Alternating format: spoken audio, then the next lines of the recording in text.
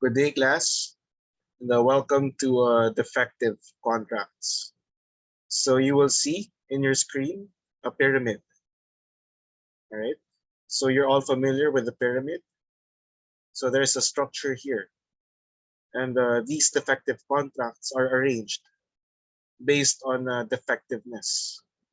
They are arranged based on their defectiveness, all right? So you see four defective contracts. You have resistable contracts, voidable contracts, unenforceable contracts, and void contracts. You will see at the bottom, void contracts. This is the most effective. Void contracts are the most effective contracts. And the least effective, but still defective, is a resistable contract. All right. We shall be discussing these one by one. So please remember the structure. These defective contracts are arranged. So please remember that. So next to void contracts is unenforceable contracts. It's not voidable or resistable. So the most effective contract after a void contract is an unenforceable contract. And later on, we shall be discussing why.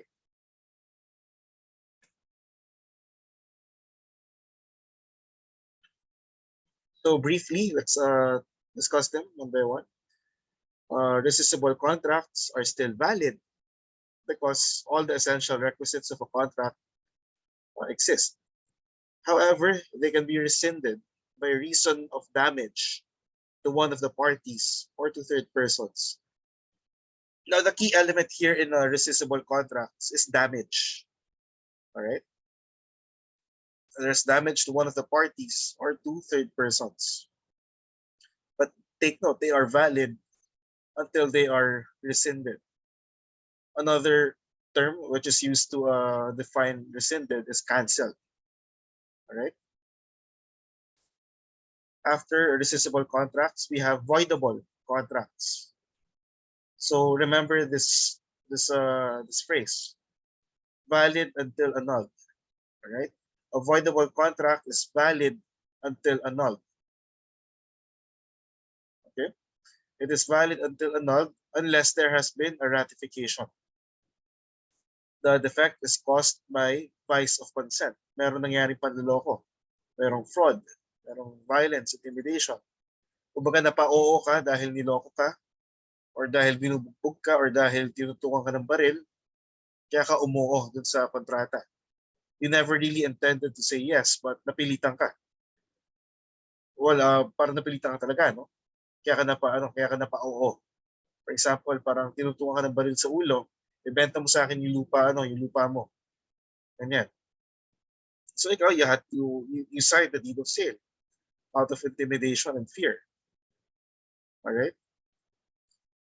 So that's why you signed. So there was vitiation and consent. If there's vitiation and consent, all right, the consent wasn't pure, the consent was vitiated, meaning apektuhan yung consent, the contract is voidable. It is still valid until it is annulled. Okay. Next, we have unenforceable contracts. Unenforceable contracts cannot be sued upon or enforced unless they are ratified. Okay. So if you will notice, class, so this is next to void contracts. Okay. Ang unenforceable contract kasi, you cannot sue based on the contract. So mahirap yan, no? So void contracts, absolutely null and void. They have no effect at all and they cannot be ratified. Resistable contracts. Let's focus on resistable contracts class. It is valid and enforceable, actually. All right. But it is subject to rescission. The restoration of things in their original condition. So it is subject to rescission when there is economic damage or prejudice to one of the parties or to a third person. There is no defect, but its enforcement would cause injustice. Okay? Medyo unfair kapag kapag hindi mo na-rescind the contract. So these are the requisites of our decision. Number one, the contract must be validly agreed upon. If there is vitiation of consent, it becomes voidable. If there is no consent at all, it's actually void. Because one of the essential elements of a contract is missing. Number two, there must be lesion. Lesion means damage. All right? There must be lesion or pecuniary prejudice to one of the parties or to a third person. The rescission must be based upon a case, especially provided by law. So there's an enumeration of circumstances which allows for rescission. Kapag wala dyan, hindi pwede. Okay? One of the parties cannot just change his or her mind. Sabihin na, i-rescind na natin kasi ayaw ko na. Hindi pwede yan. Okay? So merong enumeration kung saan lang pwede magkaroon ng rescission. Number four, this is very important in rescission. There must be no other legal remedy to obtain reparation for the damage. Okay? So rescission is only a subsidiary remedy. Ano yung sabihin ng subsidiary remedy? It is not a principal remedy. Sabihin, hindi pwedeng rescission agad ang solusyon. Dapat meron pang ibang attempt. Dapat meron pang ibang solution before you can take on rescission. Okay? Hindi pwedeng diretso rescission agad. Kung meron ibang alternative other than rescission, dapat yun muna alternative na yun. The party asking for rescission must be able to return what he is obliged to restore by reason of the contract. So, sa ulian dapat. The object of the contract must not legally be in the possession of third persons who did not act in bad faith. If the object is already in the hands of third persons who are in good faith, then there can be no rescission. Number 7, the period for filing the action for rescission must not have prescribed. Ito class, no? We hear the word prescribed. Ano bang sabihin ng prescribed? No, in ordinary layman terms, no? Ang makikinig natin yung word na prescribe, let's say it's a prescription or yung magpe-prescribe ng rules, ganyan. But prescribed in the legal world, in the legal jargon, has a very different meaning. Prescribe means this naglapse na yung time. Alright? So nag-prescribe, sabihin naglapse na yung time. Prescription means the lapse of time. Alright? Anong time yun? Dapat within 4 years. Sabihin class, within 4 years, dapat nakapag-file na ng action for rescission. Paglampas na ng 4 years, hindi na pwede. Okay? So pareho ang rescission sa voidable. Pag sa voidable, dapat within 4 years din. Okay? Kailan naman mag-start yung 4 years? We will learn later on. What are the cases of resistable contract? Number 1, contracts entered into in behalf of wards by guardians whenever the wards suffer lesion by more than 1/4 of the value of the object. Teka muna. Ano ibig sabihin ng ward? Ang ward yung inaalagaan. Yung bata below 18 years of age. Right? Yung guardian, hindi yung guardian niya. Okay? Tapos nangyari daw dito because minors cannot enter into a contracts, right? So who enter into contracts in their behalf? It's their guardians. Okay? And dito daw, so let's just go straight to the example. G is the guardian of M, who is a minor. G sells the property of M worth 20,000 for only 15,000 pesos. Can there be rescission in this case? The answer is no. Because the lesion is exactly 1/4 of the value of the object. The lesion must be more than 1/4. Teka muna, paano ba natin i-compute ito? First step. Alright, magkano ba dapat yung market value? 20,000 pesos. Okay? Ang sinasabi sa para maging resistable yan, dapat meron damage na more than 1/4. So anong una natin gagawin? O 20,000 pesos. Okay, yung value ng property divided by 4. How much is that? That is 5,000 pesos. Right? 5,000 pesos yon. Magkano binenta nung guardian? 15,000 pesos. Okay? Nalugi ba? Kumita ba yung minor? The answer is obviously no. Mas malaki yung 20,000 kaysa dun sa 15,000. Mas murang binenta ng guardian yung property.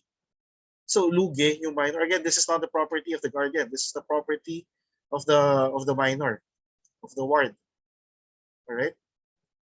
15,000 binenta ng guardian. Lugi ba yung minor? Yes, lugi yung minor. Lugi by how much? By 5,000 pesos. Now, is that contract resistable? The answer is no. Why not? Because ang sabi dito, lesion by more than 1/4 of the value of the object. And dito sa example na to, the damage is exactly 1/4. So if it's exactly 1/4 or less, we're talking about the damage, the contract is not resistable. If the lesion is more than 1/4, then it becomes resistable. Paano pag binenta ng guardian, imbes na 15,000 yung property, ay 14,000 pesos? Lugi ba yung minor? Yes, lugi pa rin. By how much? 6,000. Is it resistable? The answer is yes. Okay. Kasi ang threshold is 5,000 pesos. Any damage above 5,000 pesos, it becomes resistable. Number 2, contracts agreed upon in representation of absentees. Whenever the absentee suffers lesion by more than 1/4 of the value of the object. So same rule above class, no? Yung lesion by more than 1/4. We're talking about an absentee. Anong sabihin ng absentee? Absentee yung bigla na lang nawala, no? Tapos somebody manages your property in your behalf. Paano class ito? Let me ask you this. Paano kung yung absentee na yan, yung pala, nag-iwan ng SPA, you know what an SPA is? Special Power of Attorney, sa kaibigan niya. Nakalagay dun sa SPA, you may sell this at any price you may determine. Ang ginawa nung kakilangan niya, binenta na sobrang mura. No? Kasi nagmamadali. Is that contract resistable? The answer is no. It's not resistable. Kasi may SPA, nag-iwan siya ng authority. Dito wala. No? Number 3, contracts undertaken in fraud of creditors. Dito class, no? Wala ditong lesion by 1/4, whatever. So contracts undertaken in fraud of creditors, ibig sabihin, let's say marami kang utang. Ang ginawa po para matakasan mo yung mga pinag-utangan mo para hindi ka masingil, binenta mo yung mga properties mo. Alright? Marami bang gumagawa niyan? Yes, maraming gumagawa niyan. And it's not right. Okay? There must be an existing credit prior to the contract to be rescinded, although it is not yet due or demandable. Okay? There must be fraud on the part of the debtor, which may be presumed or proved. And the creditor cannot recover his credit in any other manner, it not being required that the debtor be insolvent. Okay? So, dito, pwede nang ipa-rescind ng creditor. No? Number 4, contracts which refer to things under litigation. So what is the nature of action for rescission? It is not a principal remedy. It is a subsidiary remedy only. So kung merong ibang solusyon, yun muna. Alright? Saka na papasok itong rescission. It's only a subsidiary remedy. Kapag wala ng ibang remedy, yung creditor or yung injured party. It can be availed of only if the injured party proves that he has no other legal means aside from rescinding the contract to obtain redress for the damage caused. So dapat walang ibang remedy. No?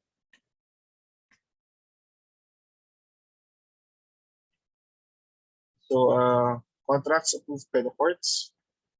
If a contract entered into in behalf of a warrant or absentee has been approved by the court, rescission cannot take place because it is valid whether there is lesion or not. Oh, this is very important, class. No? Sinabi natin kanina, paano kung yung guardian, binenta na yung property ng kanyang ward na minor na sobrang mura, na more than 1/4 lesion, the contract is rescissible. Paano pag yung, paano pag approve ng court yung sale? Let's say yung guardian kasi kailangan niya supportahan yung minor, di ba?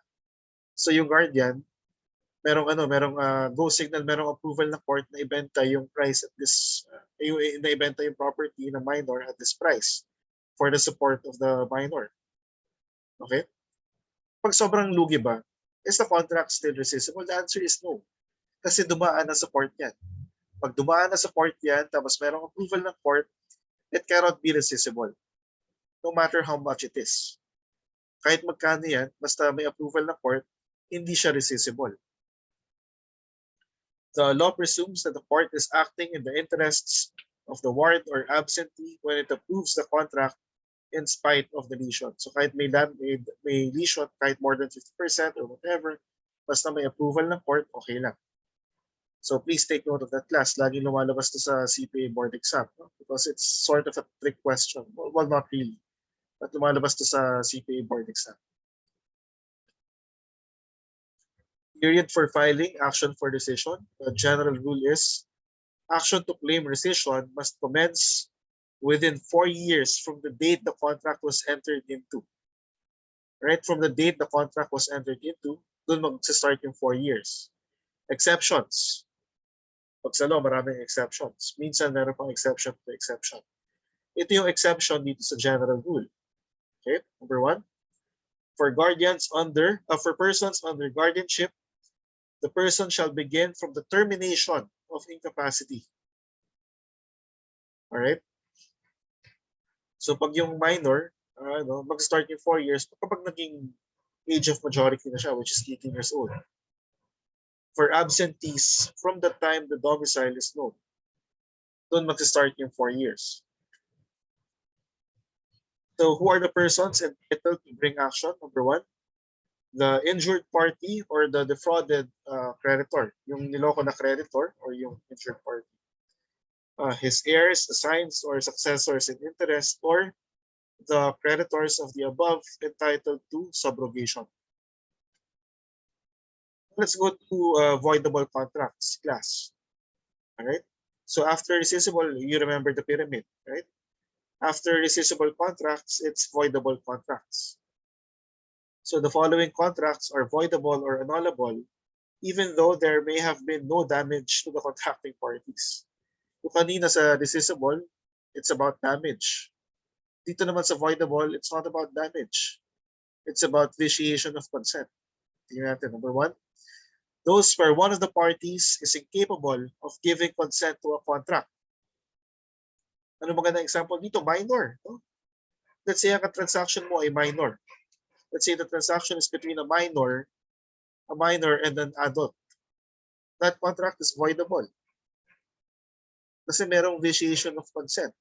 No? So the law assumes that the minor is not capable of deciding with a very proper mind. No?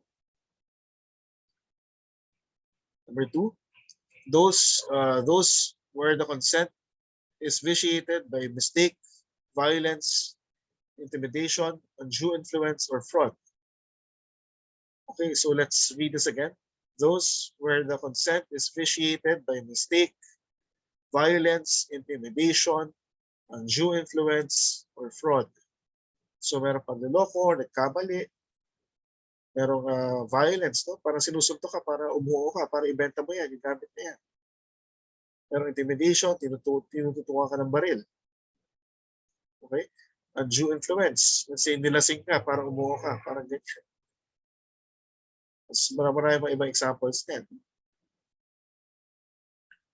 These contracts are binding unless they are annulled by a proper action in court.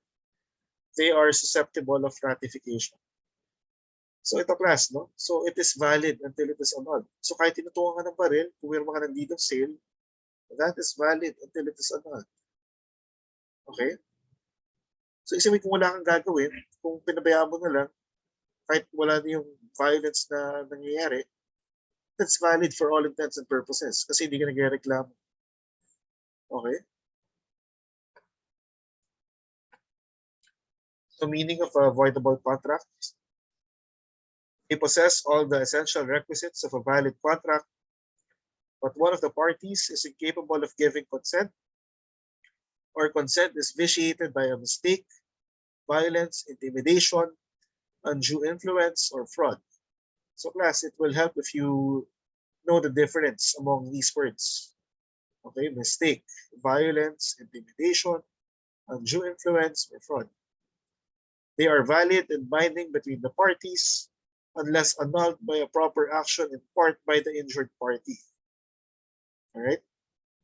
Once ratified, they become absolutely valid and can no longer be annulled. Right? If they are ratified. No need for economic damage in order to be annulled, because that's not the focus of an avoidable contract. The focus of avoidable contract is the vitiation of consent. What is the period for filing action for annulment? 4 years. Kapareho nung sa resistable contract. It's 4 years to be counted from, in cases of intimidation, violence, or undue influence, from the time the intimidation, etc. ceases. Kung kailan nawala na yung intimidation, nawala na yung violence, tumigil na. You have 4 years. You have 4 years from that time to file an action for annulment. Kung lumampas na sa 4 years, hindi na pwede. It's as if you ratified the contract already. Number 2, in cases of mistake or fraud, from the time it is discovered. Right? Time of discovery, class. Okay? Number 3, in cases of contracts entered into by minors or incapacitated persons, from the time the guardianship ceases. An incapacitated person has no capacity to sue. Okay? So yung sa minor kanina, the minor has, let's say na naloko yung minor na ibenta yung family heirloom nila. Kunwari sigsing. No? Eh, dahil mabilis siya maniwala, kung pumayag siya, he has 4 years upon reaching 18 years old. Now, from reaching 18 years old, he has 4 years from that time to file an action for annulment.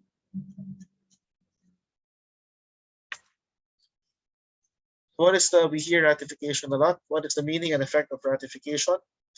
One voluntarily adopts or approves some defective or unauthorized act or contract. So parang pinapayagan na, no? Yung sa ratification. Sorry. Indicates an intention on the part of the ratifier to be bound by the provisions of the contract. So parang papayag na siya. Cleanses the contract from all its defects from the moment it was constituted. The contract becomes valid, extinguishing the right of action to annul.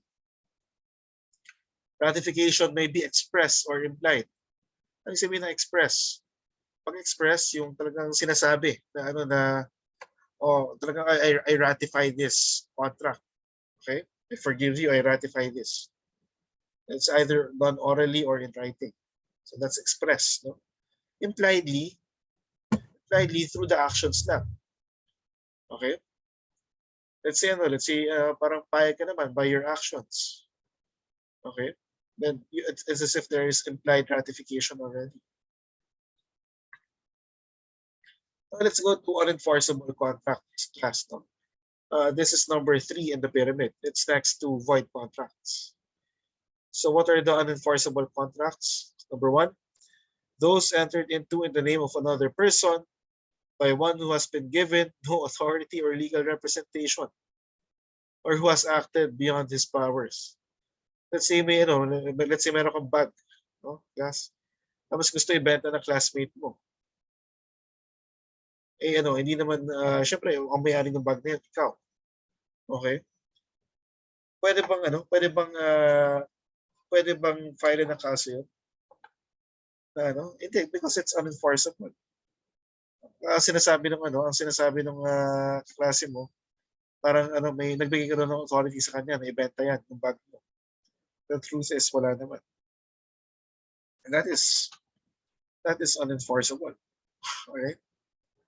Wala namang authorization letter, wala namang SPA para ibenta. Wala. Number 2, those that do not comply with the statute of frauds as set forth in this number. So class, please read this, no? Or Article 1403. Because naka-enumerate dito, discuss din natin mamaya, yung mga nasa ilalim ng statute of frauds. Okay? In the following cases, an agreement hereafter made shall be unenforceable by action unless the same or some note or memorandum thereof be in writing and subscribed by the party charged or by his agent. Evidence, therefore, of the agreement cannot be received without the writing or a secondary evidence of its contents. So itong sa statute of frauds, no? Kasi sinasabi lang dito, itong mga naka-enumerate dito, dapat nakasulat. Right? Dapat nakasulat yan for it to be enforceable. Kasi kung hindi nakasulat yan, it's unenforceable. Yun ang sinasabi sa statute of frauds. Alright? Those where both parties are incapable of giving consent to a contract. O ito, class. Does it look familiar? Yung sa number 3, ang magandang example niya, let's say dalawang minors. Pareho silang incapable of giving consent, right? Pag yung dalawa, let's say yung seller at saka yung buyer, yung debtor at saka yung creditor, let's say pareho silang minors, the contract is unenforceable. Please remember that. Pag parehong minors, unenforceable. Paano pag isa lang yung minor? Tapos yung isa age of majority or adult? Is it unenforceable? No. The answer is it is voidable. Voidable on the part of the minor. Okay, class? Pag isa lang yung minor, pag isa lang sa mga parties yung minor, the contract is voidable. Pag parehong parties ay minor, the contract is unenforceable. Okay, please remember that. The meaning of unenforceable contracts, those that cannot be enforced or given effect in the court of law unless they are ratified. So dito pwede dalhin sa korte unless ratified. So kinds of unenforceable contracts. Number 1, those entered into in the name of another by one without or acting in excess of authority. Okay? The exception is sale of land by agent. It has to be in writing. Otherwise, the sale is void. O may exception lang dito, class. So, ang example natin kanina, yung sa bag. Dito, lupa ang binebenta. Pag lupa ang binebenta, class, it's a different story. Pag lupa ang binebenta ng isang ahente or ng agent, anong kailangan niya? Kailangan niya written authority, usually SPA. Okay? Ang kailangan ng agent na yon, written authority. Kapag wala, the sale is void. Pag lupa ang pinag-uusapan. Okay? Kapag walang written authority, yung agent, the contract of sale is void. Sale of land. Okay? Number 2, those that do not comply with the statute of frauds. There's an enumeration. Number 3, those where both parties are incapable of giving consent. Example, both parties are minors. So what are the agreements within the scope of the statute of frauds? So meaning, class, they have to be in writing. Dapat nakasulat yan. Otherwise, they are unenforceable. Agreement not to be performed within 1 year from the making thereof. Okay? Promise to answer for the debt, default, or miscarriage of another. O let's say, umutang ka, class, no? Tapos, sabi ng kaibigan mo, dun sa pinagutangan mo, uy, sagot ko to. Pag hindi siya nagbayad, ako bahala, akong guarantor. Hindi nga nagbayad ng kaibigan. Pwede ka bang kasuhan ng creditor? The answer is no. Alright? Kasi sinabi mo lang. Verbal lang. Okay? Paano pag sinurat mo, I promise to be liable in case it does not pay, then you are liable. Okay? It becomes valid already. Hindi na siya unenforceable because it's in writing. Number 3, agreement in consideration of marriage other than mutual promise to marry. Yung mga pre-novice na ibibigay dun sa kasal. Yan. Pero paano kasi nasabi dito? Let's say nangako sa'yo, let's say yung boyfriend mo nag-propose sa'yo. Nangako sa'yo na papakasalan ka, hindi ka pinakasalan. Pwede mo ba kasuhan yung boyfriend mo or yung ex-boyfriend mo in that regard? Kasi nakako sa'yo, nag-invest ka sa kanya. Nag-invest ka ng oras sa kanya. Nag-invest ka ng resources. The answer is no. Alright? Hindi mo pwedeng kasuhan yung, yung ex-boyfriend mo. But, let's say gumastos ka na. Let's say gumastos ka ng wedding gown mo, bumili ka ng wedding cake. Pwede mong pwede mong kasuhan yung yung ex-boyfriend mo to recover yung mga expenses na ginastos mo. Pero kasuhan para pilitin na pakasalan ka, hindi pwede yun. So girls, be very careful. Be careful to choose the right person for you. Careful to choose the right man for you.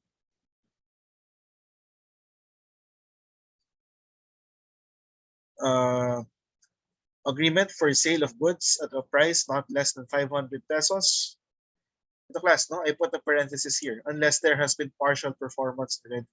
I will explain later. Okay? Pero ito muna, agreement for sale of goods at a price not less than 500 pesos. So paano kung ang binenta mo ay 200 pesos lang worth of, let's say calculator, 200 pesos. Tapos, nag-oral kayo na mabentahan. O bibili ako ng calculator, 200 pesos. Tapos payag si seller. Tapos naman, ayaw niya magbenta. Okay? Kaya niya magbenta kahit willing ka na ibigay yung pera. Pwede ba kasuhan? Pwede ba kasuhan yung yung seller? The answer is yes. Okay, because it's the price is not is because the price is less than 500 pesos. Okay? Ano ba ganito? Same example, calculator pero 5,000 pesos. Scientific calculator, oral contract lang.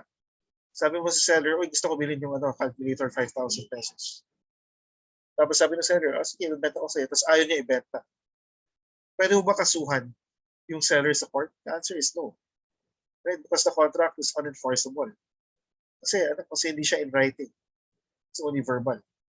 Pero yung sa kanina, dahil mura lang yung calculator, 200 pesos lang, pwede mo kasuhan sa korte. Para sa 200 pesos na calculator, pwede yun. Because it's not unenforceable. Pero ito class, may parenthesis dito, unless there has been partial performance already. Paano kung nagbayad ka na, tinanggap na yung pera mo, tapos ayaw pa rin ibigay sa'yo yung calculator? Mali na yun. Okay? So dapat ibenta niya sa'yo yung calculator. Pwede mo siya kasuhan kahit oral contract lang yan. Because there has been partial performance. Ito kasi class ang purpose ng statute of frauds. Okay? Kasi maraming mga manloloko. And the law seeks to prevent that. Kasi paano kung may lumapit sa'yo, uy, di ba pumayag ka sa akin na ibenta sa akin yung bahay mo dati? Oh, oral lang, mukha siyang intimidating. Mukha siyang napao ka bigla, parang ganyan. So itong statute of frauds na to, para maiwasan yung fraud, actually. Alright? So kung may usapan man na magbenta pala ng bahay, dapat in writing yun. I will sell to you my house, ganyan. If it's in writing, it's enforceable. Pwede ka kasuhan. May benta yung bahay mo. Okay? Pero kung mag-oral lang, hindi pwedeng ganun. Okay? Pero ito, ang nakaparenthesis dito, kung may partial performance na, the statute of frauds does not apply anymore. Okay? Kasi ito, kapag wala pong partial performance, who does the law protect? The law actually protects the debtor. Okay? The law protects the debtor in this case. Okay? Kasi hindi pwedeng pilitin ng creditor, teka, dapat magbabayad ka sa akin ng kasi nag-promise ka ng ganyan-ganyan. Hindi pwedeng ganun. Or hindi pwedeng pilitin ka ng hindi ka pwedeng pilitin ng creditor na ibenta yung yung property mo kasi allegedly nag-promise ka daw sa kanya nung dati na ibebenta mo. Hindi pwedeng ganun class. No? That's why kailangan in writing tong mga to. Otherwise they are unenforceable. Exception lang dito if there has been partial performance. So it applies dito sa sale of goods at a price not less than 500 pesos. At saka dito sa at saka dito sa sale of real property, no matter how much the cost is. Okay? So kung meron ng partial performance, kahit oral contract lang yan, okay lang. Alright? Agreement for leasing for a period longer than 1 year. Kung sakto 1 year lang, kahit oral contract lang yan, okay lang. Pero pag leasing, tapos more than 1 year, it has to be in writing for it to be enforceable. 6, agreement for the sale of real property or of an interest therein, unless there has been partial performance. 7, representation as to the credit of a third person.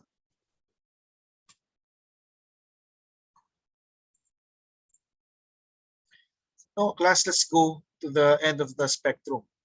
The most defective contract is a void contract. All right? So these are the following. The following contracts are inexistent and void from the beginning. Simula pa lang. It's void ab initio. Those whose cause, object, or purpose is contrary to law, morals, customs, public order, or public policy. Those which are absolutely simulated or fictitious. Yung mga number 1, yung contract para patayin si ganyan-ganyan, para sampalin si ganyan-ganyan. Those are void contracts. Yung number 2 naman, those which are absolutely simulated or fictitious. Let's say naglalaro-laro lang kayo. Na kunwari nag-enter kayo sa contract. Okay? So pag simulated lang, hindi wala talagang kontrata, it's void. Those whose cause or object did not exist at the time of the transaction. Those whose object is outside the commerce of men. If you're from Lucena City, hindi mo pwedeng ibenta yung Perez Park. Hindi mo pwedeng ibenta yung maraming bagay na hindi pwede ibenta, no? Na outside the commerce of men.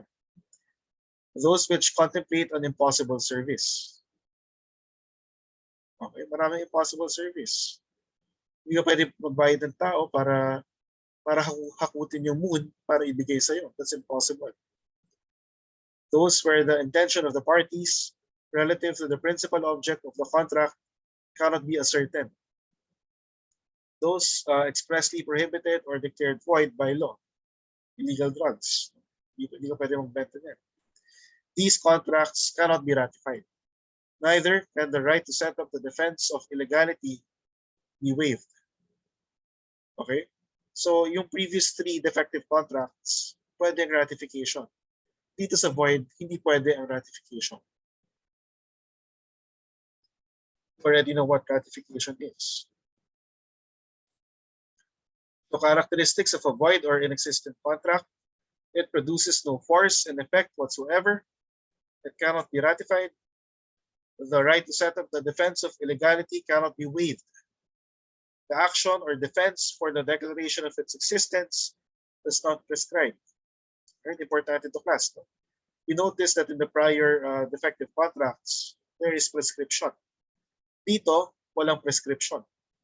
You already know what prescription is, right? The lapse of time. Sabihin dito sa void contract, it's always void.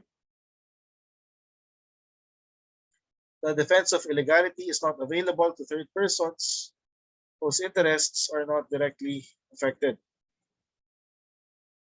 Okay. Cannot give rise to a valid contract. So, examples of contracts expressly prohibited or declared void by law.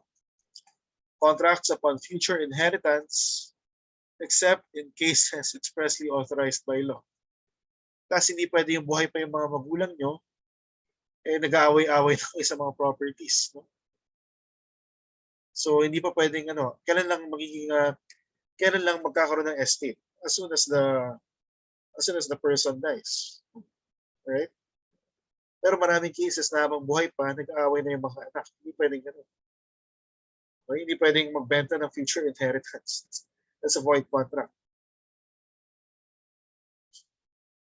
Sale of property between husband and wife, except when there is a separation of property.